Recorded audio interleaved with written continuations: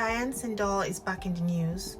Her case is almost 40 years old. It happened on the Wirral here, and there's been updates in the news recently, and I'm here to give you the update. But before we go into the updates, I'm going to do like a short summary of the case, and then we get to the update. So it's August 1986 in Bebington, Merseyside. The air is cool, the streets are dimly lit, and 21-year-old Diane Sindall is heading home from her shift at the local pub. She's a florist by day, and she's a part-time barmaid at night. And she's well liked in the community, well known. Unfortunately, that night, she never makes it home. Hours later, her body is discovered, and the hunt for her killer begins. The police move fast. Their suspect, Peter Sullivan, a man who lived in the area and had previous run-ins with the law. By 1987, Sullivan is convicted of Diane's murder, and he's sentenced to life in prison. The prosecution's case is built on a questionable confession obtained under interrogation, bite mark evidence used to link Sullivan to the crime, and a weapon linked to him, though its connection to Diane's murder is circumstantial at best, honestly. The conviction seems airtight. Case closed, right? Or is it? It's back in the news again. But for over 3 decades, Sullivan maintained his innocence. Then in 2021, he applied to the Criminal Cases Review Commission, CCRC, and that's when everything changed. 1. New DNA analysis.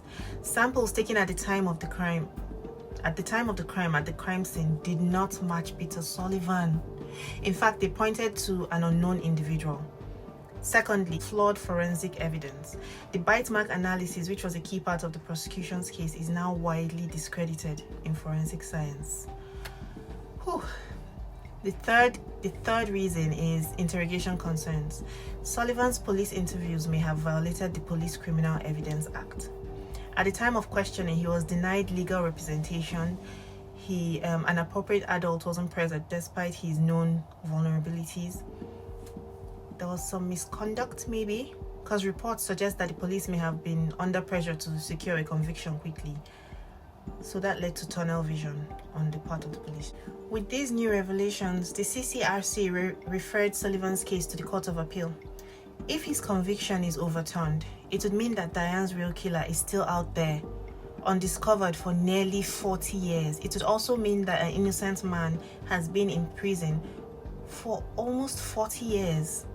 Was Peter Sullivan wrongfully convicted? If so, who really unalived Diane?